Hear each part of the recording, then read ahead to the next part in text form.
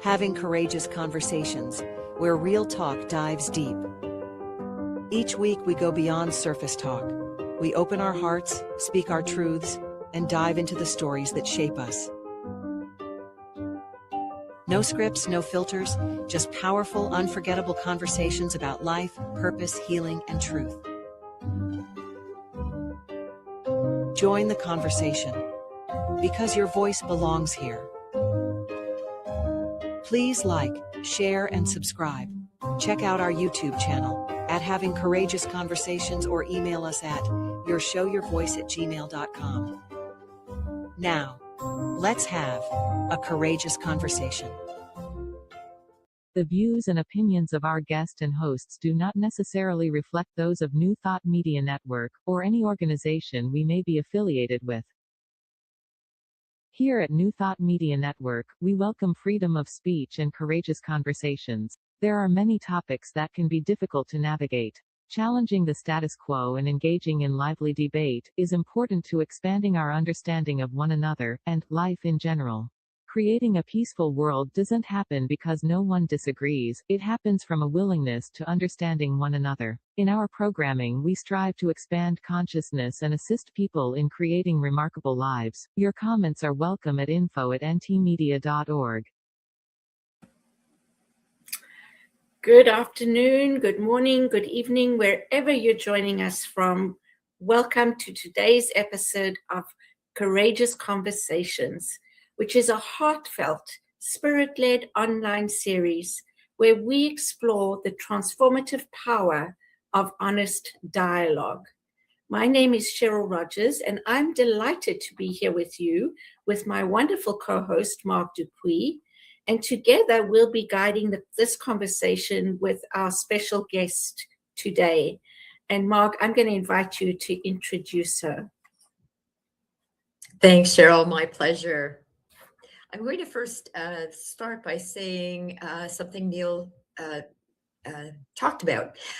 Intuition is the ability to access your accumulated knowledge and experiences, including those stored in your subconscious and your unconscious, and to generate new ideas or answers to your questions. Nil will talk about how we can all have intuition and can combine it with logic for more informed decisions and deeper understanding of ourselves and others. Nil Demircubuk, I'm not going to try, Nil, you can correct me later, is an intuition facilitator, certified professional coach, and the author of Down to Earth, Demystify Intuition to Upgrade Your Life. She helps people tap into their intuition and use it alongside of logic to make better decisions, improve relationships, and embrace self-care. She studied engineering, earned a PhD in economics, taught at the college level, led data operations at a financial technology firm, and directed nonprofit programs before focusing on intuition and coaching. I'm always intrigued when a person comes with knowledge and they're coming to us to talk about, for instance, intuition from an engineering background. Putting A and B together, what would you like us to know, Nil? Thank you for coming today. Thank you for having me, Mark. Cheryl, thank you so much. I would like, first of all, everyone to notice that we all have intuition already. And that's one of the reasons I hesitate to call myself, I'm a teacher, I'm teaching intuition. It's more facilitating intuition because it's already there. And I'm basically I work with people either in groups or one-on-one. I'm showing people ways that they can tap into that ability that we're all born with. We all have it. Mm-hmm. And just last week, I was doing a book talk at a one of my favorite bookshops here locally in Silicon Valley, Palo Alto. And I asked the group, I said, is there anyone here who thinks they have no intuition, zero intuition, none whatsoever? And one person raised their hand. And I said, would you be willing to allow me to do a little experiment, fun experiment with you? And he said, okay. I said, okay, could you please just close your eyes if it's comfortable? And he closed his eyes. And I said, could you take whichever hand you would like and put it exactly where your hair starts at your neck? And he put it there, just one finger, one or two fingers. And he did that. And I said, could you turn for everyone to check? And everyone said, yeah, where is it exactly? I said, how did you do that? And he said, I don't know, I just did it. That's intuition.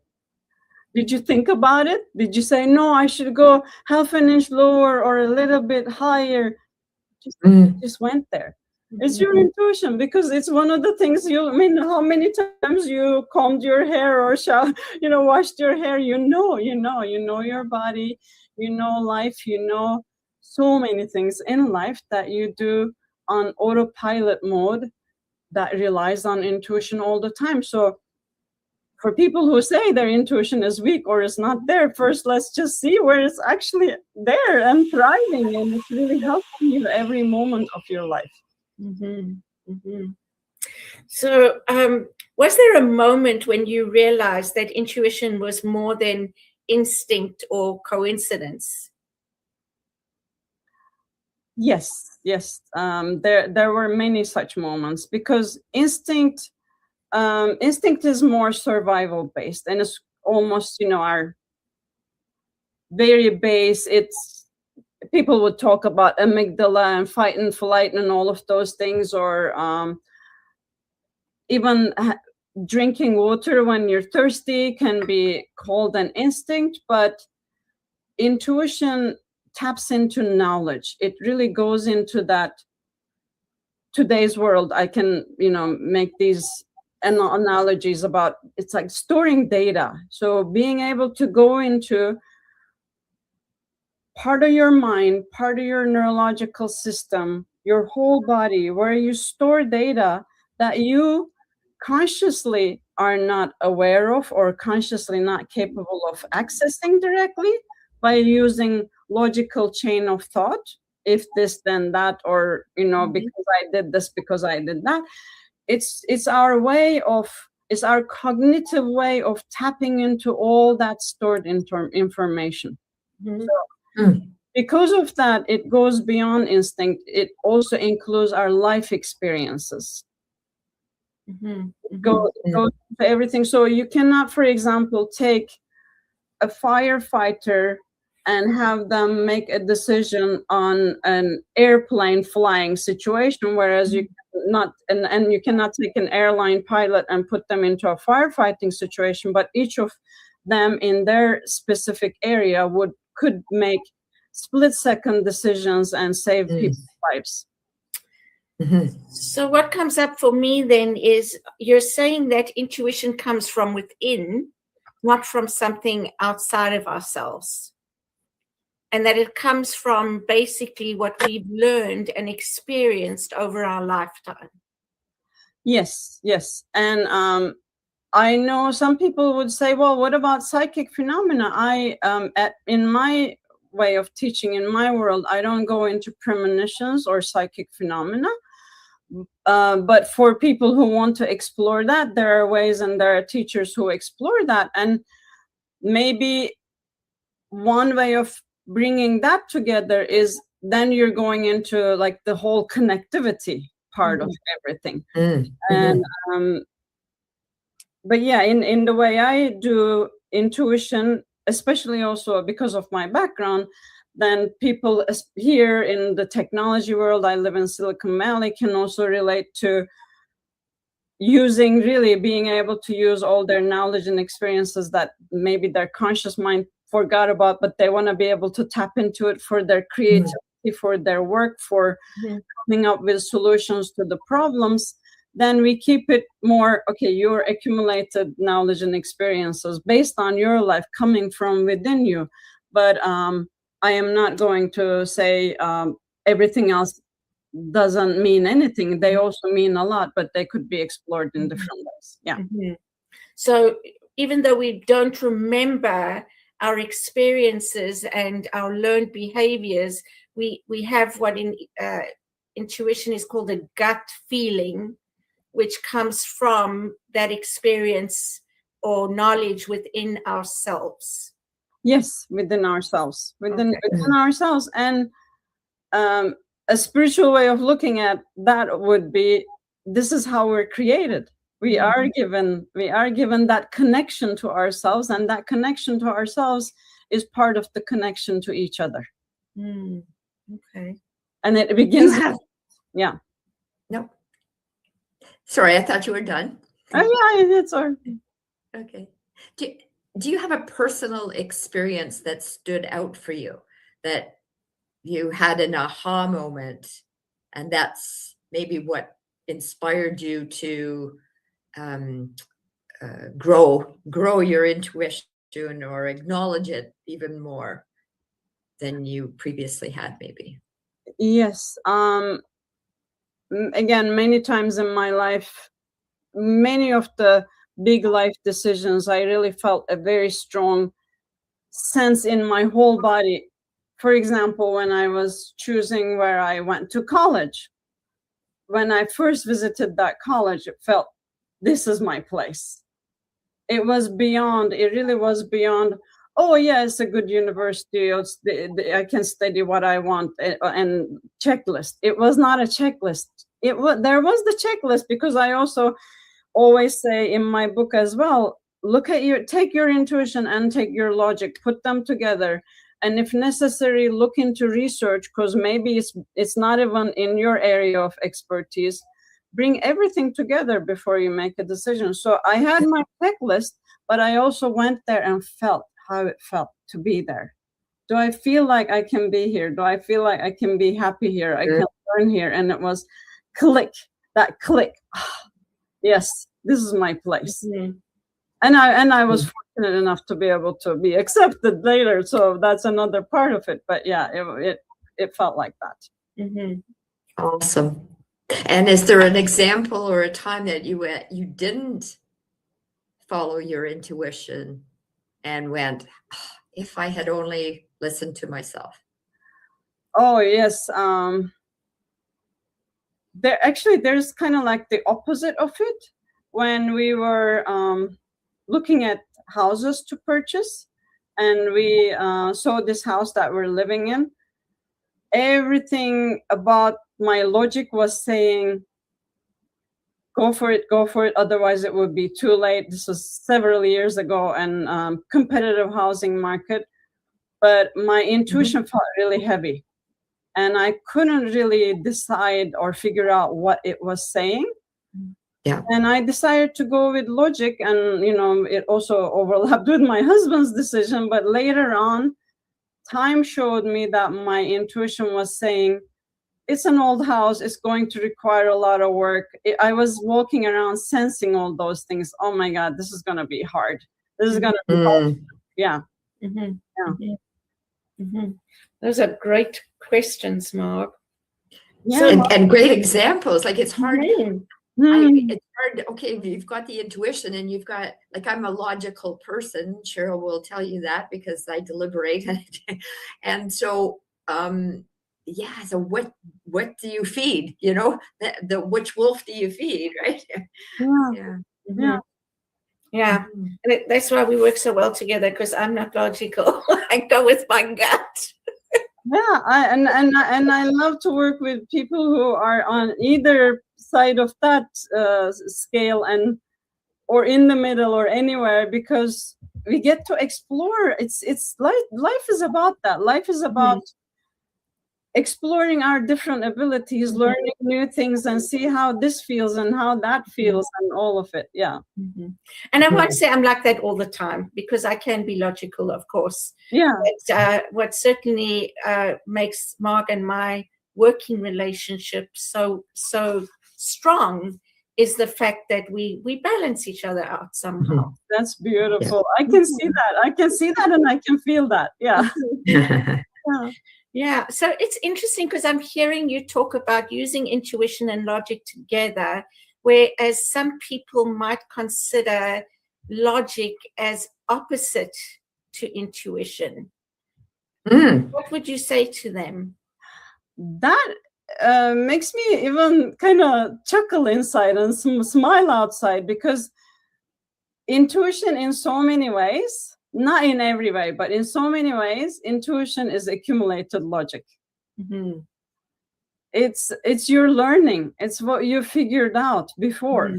It's all of it coming together. So it's a very, very cognitive process. So in my mind, in my opinion, it's not the opposite of logic, but it is sometimes tricky to be able to tell what is intuition when you really are tapping into intuition, because we're very emotional beings, right? So emotions can get in the way. Sometimes we could be really excited about something and take that as intuition. Sometimes we could be very anxious of something or afraid of something and think that is intuition. So the main way I guide people to tap into their intuition is through a method I call priming. And that word came from actually a scientific study where they gave the participants word puzzles, and the scientists could show, Annette Bolt, Thomas Goschke, and Julius Kuhl in 2003, they could show that when they primed people to be happy beforehand, they did better. And when they primed people to be in a negative mode before the experiment, they did worse. So that was one of the inspiring studies for me. So I work with people to find different ways to get into that happy, good, calm emotions state. And also, it's about calming the conscious thinking, because you can even think of this as another things that we hear a lot about today. It's kind of like an AI computing thing. If you have some computing you want to do, you want to turn off other things in the background if you want it to do really well, right? If it's going to require a lot of data search, for example. So you want to quiet your conscious thinking as much as possible to be able to tap into your intuition. So calming this, calming that. So calming the emotions, calming the mind, then asking in that stillness, when you feel that stillness, dropping your question into that stillness and see what comes up. And intuition speaks first in these situations, then capturing the first thing that comes. Because if we don't do that, then the conscious thinking mind is very quick at going in there, our inner critic and many other parts of us, writing stories, scenarios. So, yeah, priming yourself to be in a calm state of mind and emotions, then asking your question, or then checking in. How do I feel in this new place? Is this my place? These kinds of questions you can easily ask. Yeah. So what you're saying is you center yourself. In my interpretation, you're centering yourself. And for me, I might call that meditation or something like that. But what's interesting is what comes up for me, and this is just my perspective, is that when I do that and I'm sort of emptying my mind and just asking a question and waiting for an answer, my interpretation is that it's coming from the universe, from the energy in the field, right? And so this is very interesting, because it's the first time that I've had a conversation with somebody who talks about intuition coming from within and from and logically from our experience and our knowledge. Yeah, and that's why I'm also opening up the caveat that I'm not excluding other people who study beyond this level of intuition. This is down to earth intuition, like down to earth intuition. Okay, that's why that's the title of your book. And accessible for everyone, because the kind of state you described, Cheryl, is beautiful, and it's accessible, but for some people, maybe kind of more beginning level of intuition is more accessible. So, but it's not about closing doors to what could come beyond that. But again, I stay in the pretty logical, bring it together with logic, bringing together with all your learnings realm. So some people, like you said, really respond to that meditative state. What I really want to emphasize is there's so much value in intuition, in your whole body and your mind, unconscious, subconscious, and how you can access it, even without going into that kind of meditative state. And the way I have people really see that, practice that, is play with little decisions, small things that are fun, that wouldn't hurt you or anyone. Like going into a restaurant, making sure that you're not allergic to any of the ingredients, then just letting your intuition decide, just going into that calmness. And how can you go into that calmness without meditating or in the moment? Let's say you're in a meeting. You can just do something mindful, such as you can put your hands here and just breathe and feel your hands move, or you can put them on your belly and breathe and feel your hands move, or you can feel your feet on the floor and just press them, move them around, and just feel the floor. You're just basically distracting your mind from the usual chatter, and at the same time as you're breathing, you're calming your emotions. So that could be a way. I seriously, honestly, had clients who didn't respond to any of these things, and we explored, okay, what calms your mind and emotions? Maybe not together, but what calms your mind, what calms your emotions? And for some of them, it would be closing their eyes and imagining that they're in their happy place. Really going through all their senses in that imagination, so that this really quiets and they really relax. So, okay, go imagine your feet on the ground there. Let's say they're on the beach. Imagine the warm sand. Imagine the sounds, the smells, everything. Then when they really feel like, they're melting, then we drop their question in and see what comes up. Yeah. And for some other people, interestingly, I had people who even, nothing else relaxes them, but their favorite computer game that empties their mind relaxes them. They play it on autopilot. I even have them, okay, play it for a few minutes, or imagine you're playing it for a few minutes, and let's ask the question and see what comes up. And then ask your logic as well and put them together. Yeah. Why is this important for you to get it out there, to share this information that you have? I can see why you would do it for yourself, but where's your heart? Where does your heart speak to spread this knowledge that you have? Checking and see, as you ask me, I'm putting my hands here and checking, and not with my mind, logical mind, but also with my intuition. Where is this coming from? Not that I don't know where it is coming from, but just checking in, the best way to answer that.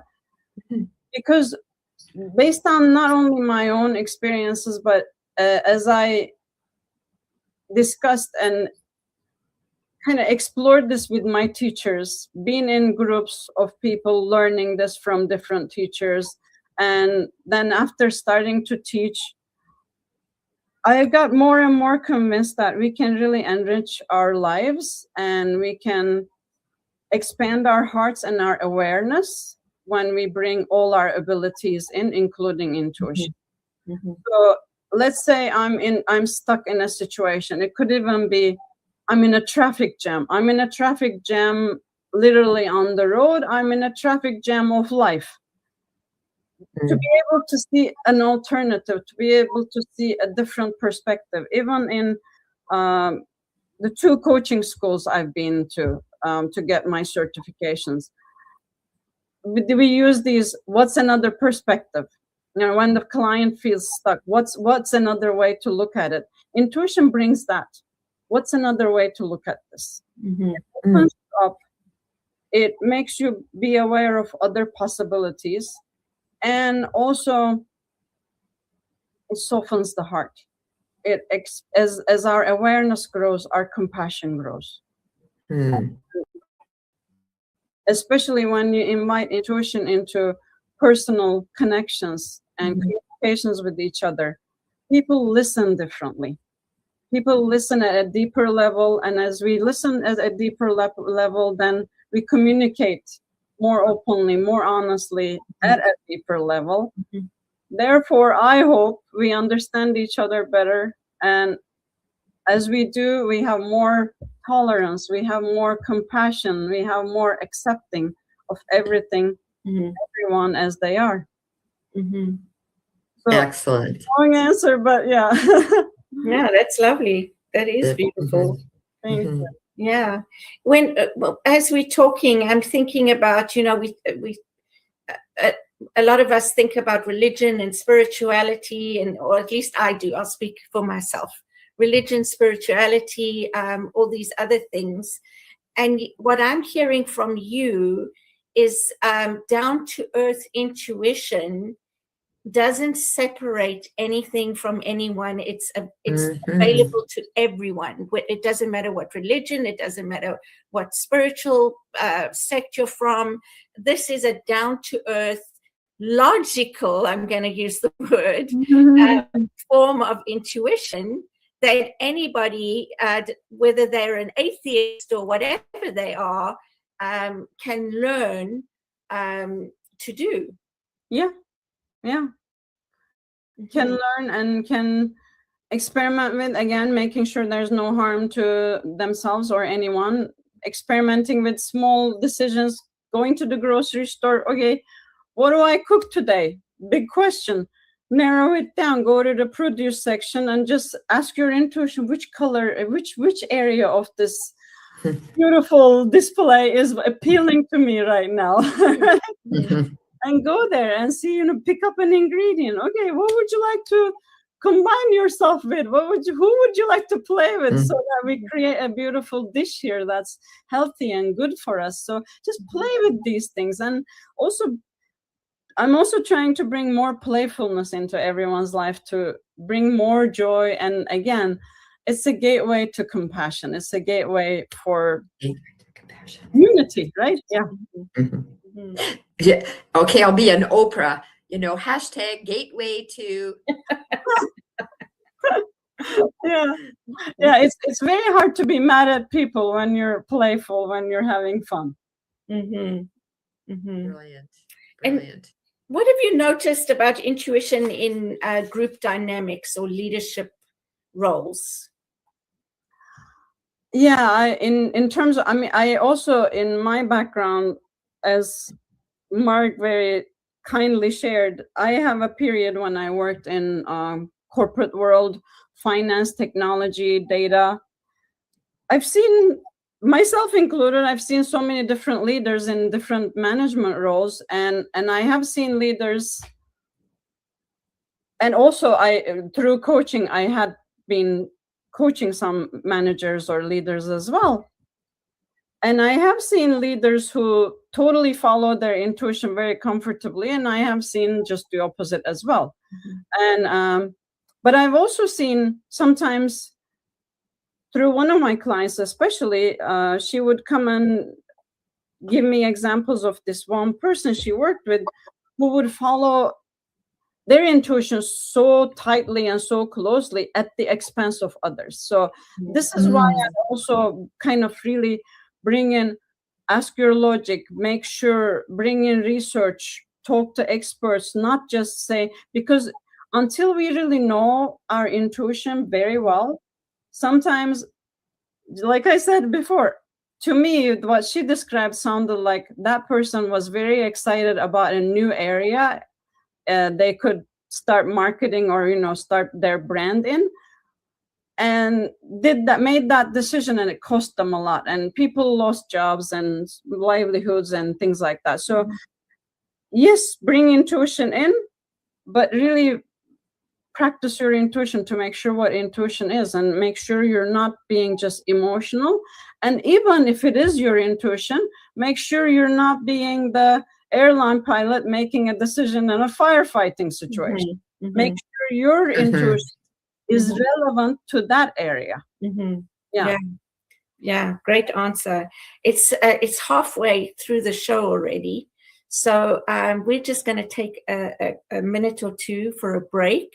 So, whoever's here, if you're listening, if you're watching, feel free to go and make a cup of tea, get a glass of water, go to the washroom, and then we will be back to continue this wonderful, interesting conversation, because I want to go with what you were saying about emotions and fear and all those things. How do we differ between them when we come back? Thank you. Thank you.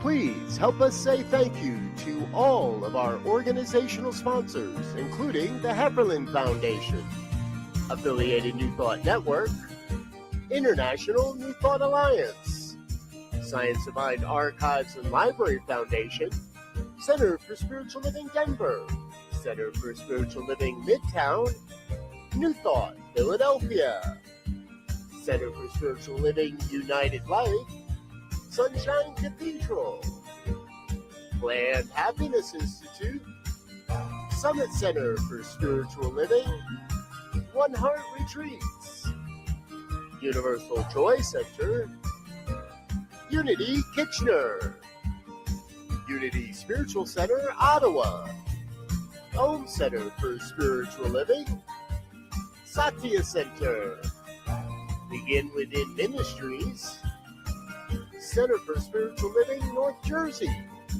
Unity of Savannah, and the Center for Spiritual Living Seattle, as well as all of our individual donors. On behalf of New Thought Media Network, thank you, and please like, share, and subscribe.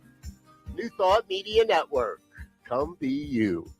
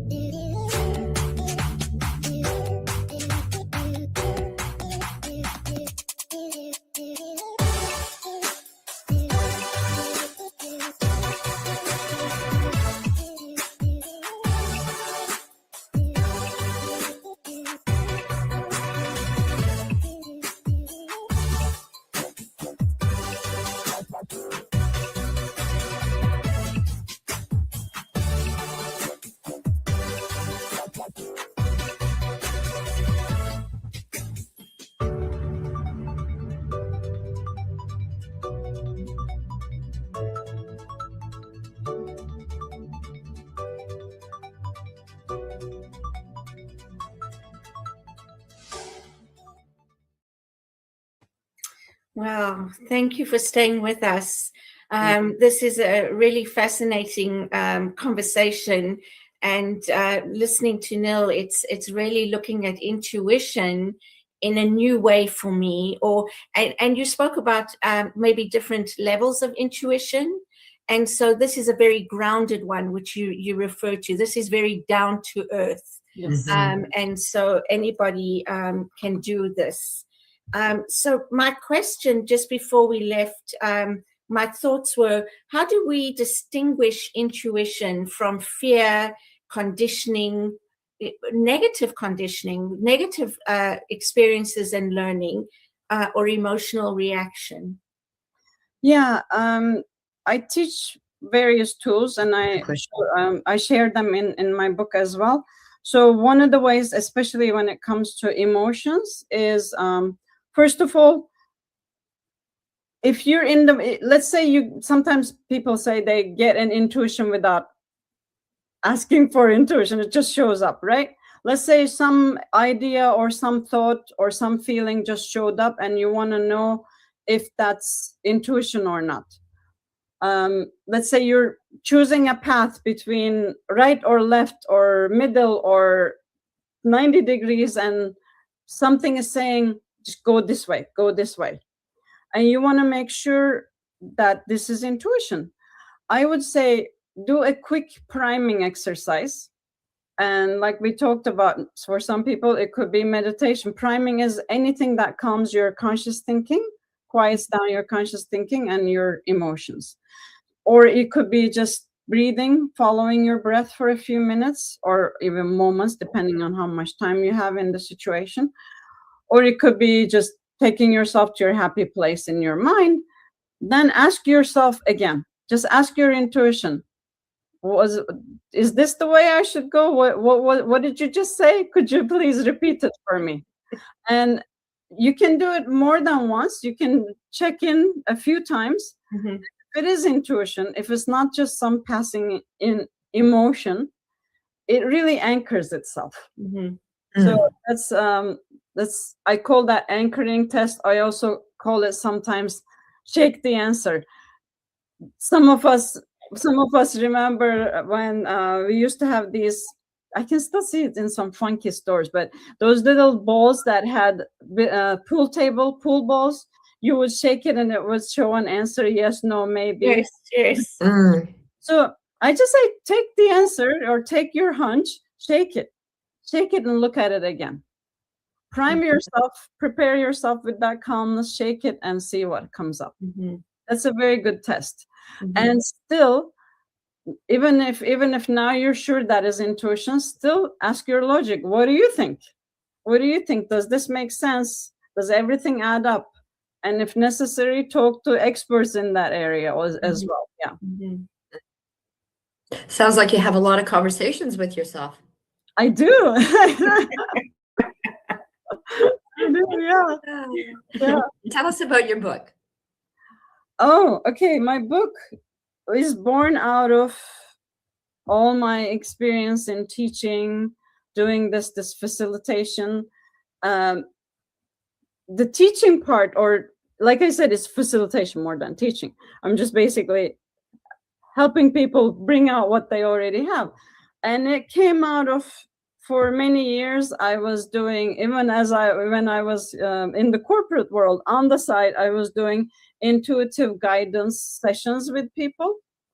And at some point, eventually, one of my clients said, show me, like, because I was even in those sessions, I was actually doing the facilitation already. They would bring a question to me and I'd say, okay, let's just do a little exercise and calm them, mind and emotions. And I'd say, what do you feel? Mm-hmm. Rather than me answering, your answer is more important. What you feel about it is more important. And over time, it led to people getting intrigued and asking, can you help me more, show me more? And then I started unofficially first, then it became officially, okay, you can tell people I'm doing this, more people coming to me.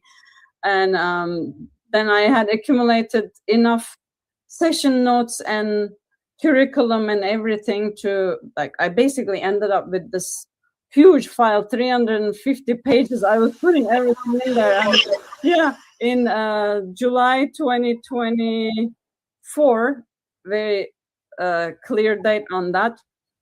I looked at it and I thought, this has got to be a book now.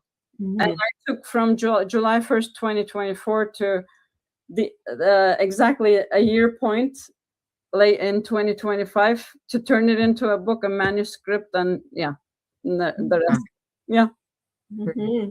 Wow. And it's basically, I wrote it to be able to all the things I said earlier, to be able to say this, use all your abilities, open your heart, open your awareness. I wanted to be able to say that to everyone by, here, now it's available to everyone as much as, you know, they're interested. Wonderful. Thank you.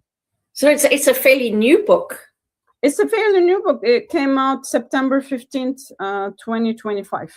Wow, congratulations. That's Thank great. you so much. Thank you. Yes. Thank you. Yes. So for people who are, well, I find like, I'm going to ask you a question now and I know the answer. You know, just sort of calm yourself, you know, still yourself, still your mind, and go in and ask. There you go. I like that. Because I was going to say, what about people who are skeptical? And you would probably say the same thing. Actually, no, that's a very, very good question.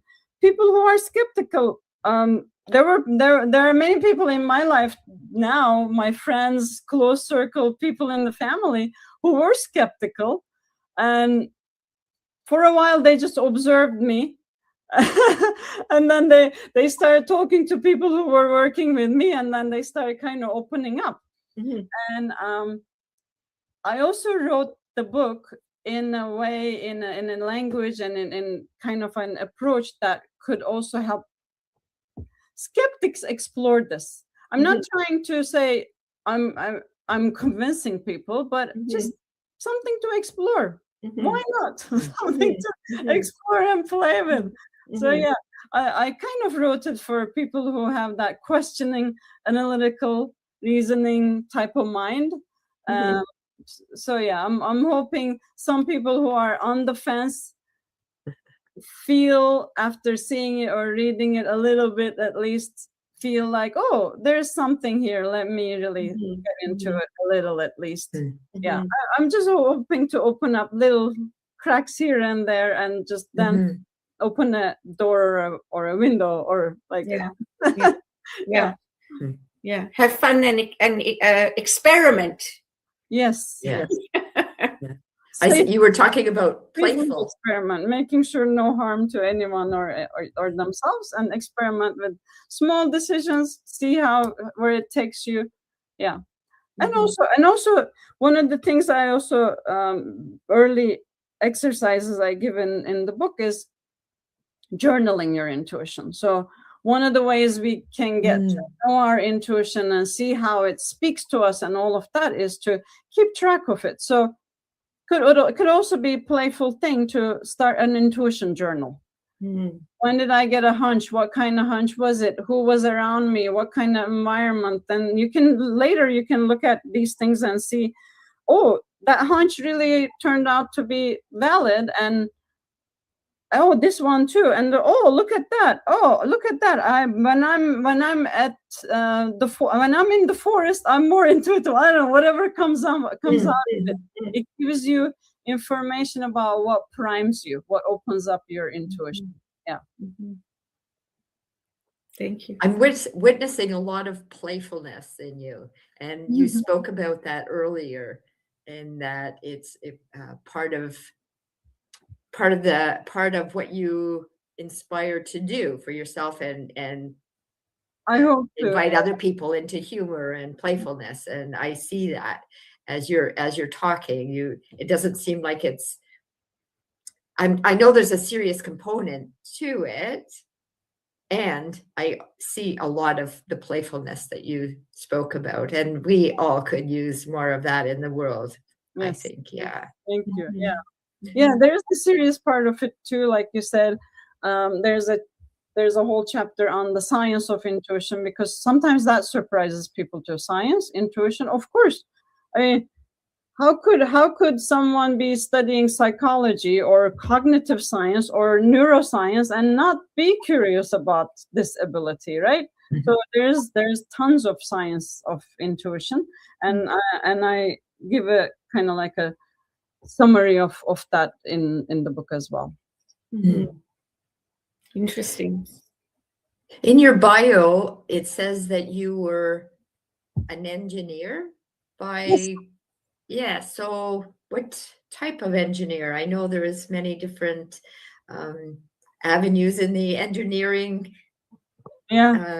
profession. So what type, and does any of your engineering background come into your intuition?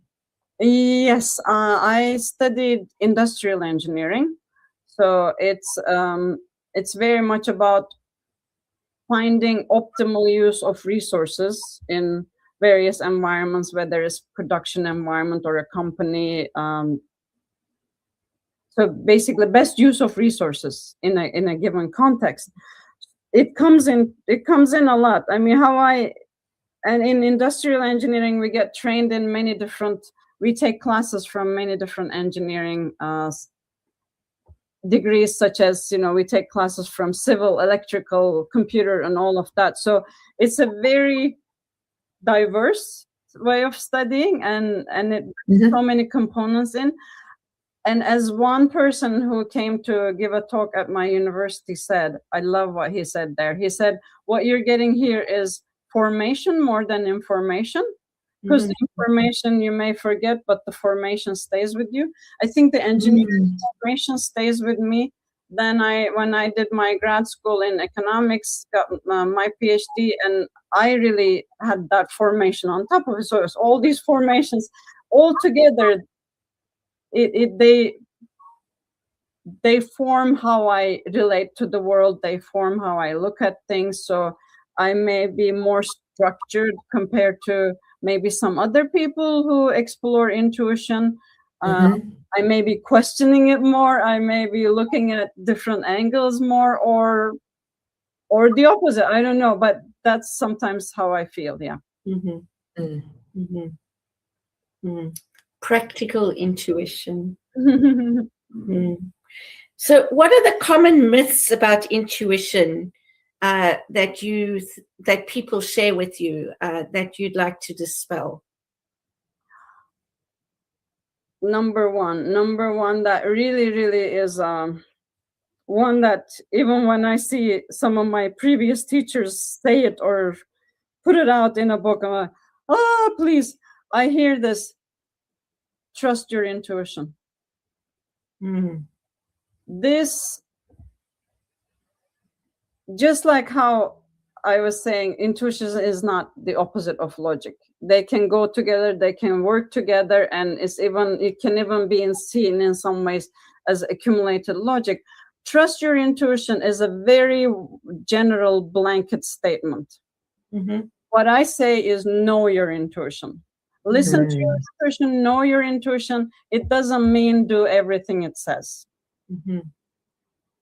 Take your intuition's input and take input from everything else that is relevant and important. So yeah, that's number one. I'm not going to say it's really a myth, because not everybody may be believing in it so much, but myths, I guess some people believe, some people don't. Yeah, your intuition is one. Know your intuition is what I say is important, because it's good information. It gives you perspective. It gives you maybe a safety check. Then you can decide if you should trust it or not when you bring everything together. Another one, let's see. Okay, there are so many of them. We already went through intuition being opposite of logic. Yeah, intuition being totally separate from yourself is a myth, according to what I've seen, what I've observed and explored, and what I can also help people get to. Intuition can come from within you. What else? Is there any that's coming to you right now? I have a long list of them, but right now, what else is coming? Yeah, I think the main one for me is that intuition comes from elsewhere. Yeah. For me. Yeah. And maybe, and if I'm so maybe it's about the words we use as well, right? Maybe something does come from elsewhere, but maybe the words we use could be different, and even the practical intuition. I think, like you said, you used something about shift perspectives, look at it differently. And I think that's, for me, something that, to do with everything Yeah. that we can do. Yeah. Mhm. Yeah. Yeah. Well, exactly. You can take that statement and you can ask, what if we are part of that elsewhere? Mhm.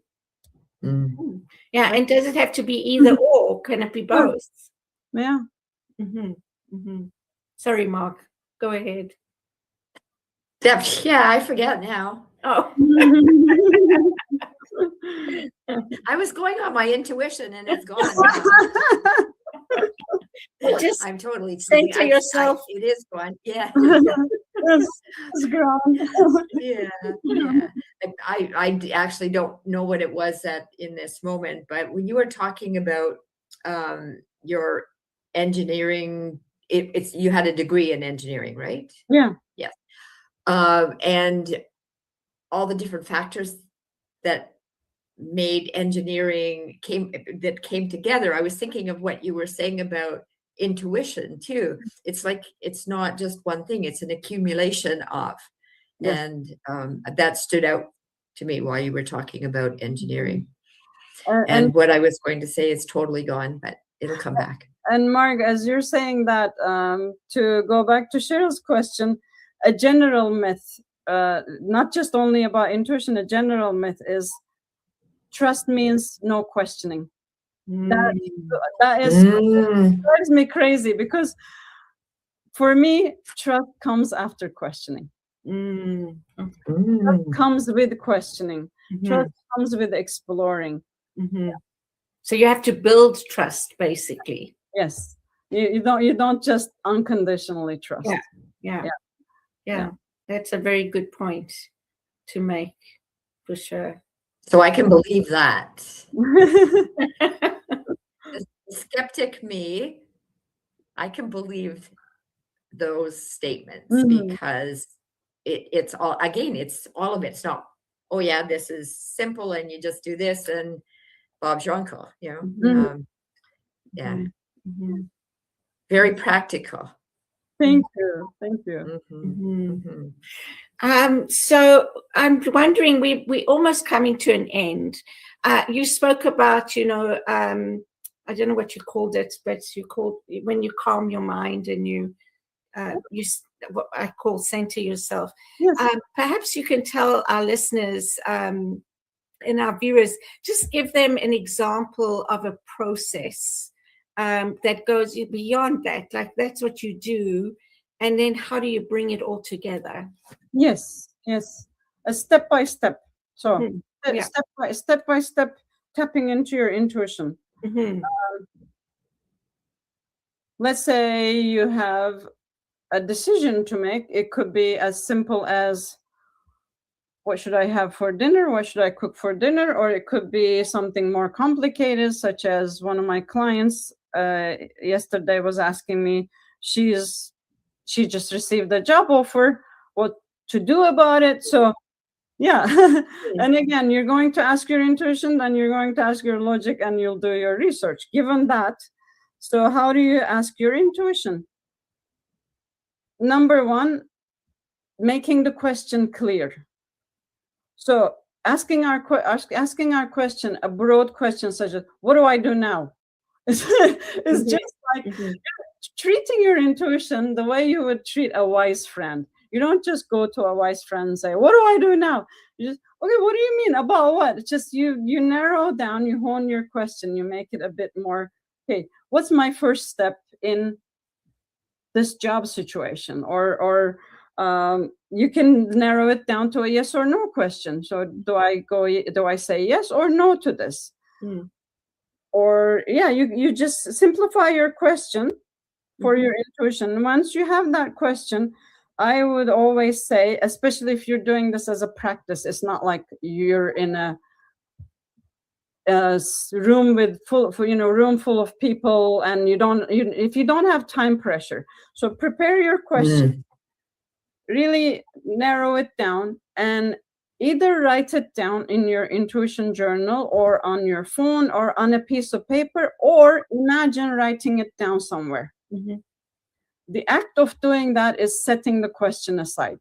Okay, it's not here constantly going around now. I set it aside. I wrote it down, or imagined writing it down on a piece of imaginary paper and put it in my imaginary pocket. Then go into this centering, as you, Cheryl, you call it centering, I call it priming. Go into a priming exercise. And choose your priming based on what works for you, what relaxes your emotions, what relaxes, quiets your mind chatter. So let's say it's about closing your eyes and imagining doing something you love. Let's say the person loves going out riding their bike. Close your eyes. Imagine you're at your beautiful countryside riding your bike, and really feel that you're there. Feel the breeze on your face. Feel your legs working. Feel you're sitting on the chair, I'm not chair, the seat, bicycle seat, and holding the whatever that part is called. And just really feel it. Really get into it. Just feel that. Yeah, okay. Now I'm ready. And then imagine opening up that imaginary piece of paper you put in, or look at your notepad if you wrote it somewhere physically. Look at the question. Look at the question. What comes up? Capture the first thing that comes up. Because again, the conscious thinking mind is very quick at writing stories. Capture the first thing and just really also intentional say, okay, I am bringing from this practice, I'm bringing back in my memory, keep this, capture it and keep it in my memory to bring it back and put it together with other things, with other input. And if you had your eyes closed, open your eyes and okay, this is what my intuition said. Before you forget, maybe write it down. And then ask your logic, does it make sense? Then look at if it's a big decision, like taking a job or not taking a job, talk to some people who have more experience than you have. And make sure you've done your research about the company and the job, the position and everything else. And bring everything together to make the decision. Yeah. Okay. Wow, beautiful. Well, thank you for walking us through that. And I'd like to, let's encourage people to give that a try and see what comes up for you or what comes out for you, what answers do you get. And I love the idea of journaling your hunches and then coming back, a little while later and seeing if they meant anything or not. Well, we've actually come to the end of the show. So I just want to say, Nil, thank you so much. That has been so interesting. It's given me a lot to think about in the sense that it's a new way of thinking for me about intuition. And so how do I bring that together with what I always believed? Because I don't believe it's one or the other. I think it can be both. So thank you so much. Any last words you'd like to say to our viewers? Oh, thank you so much. First of all, Cheryl and Mark, for having me here. And to the listeners, to everyone, explore, play, open it up. Enjoy. Okay, Mark. I just love the way the practical part that you said. You have the question, you hone in on the question, you go into the still space, you come up with an answer, and then you do the research. If it is something big, you do the research. So it's not just the first thing that comes out afterwards. You still do the research, and that's practical to me. I like the package. Thank you. You're welcome. Well, thanks again, Nil. It's been a wonderful show.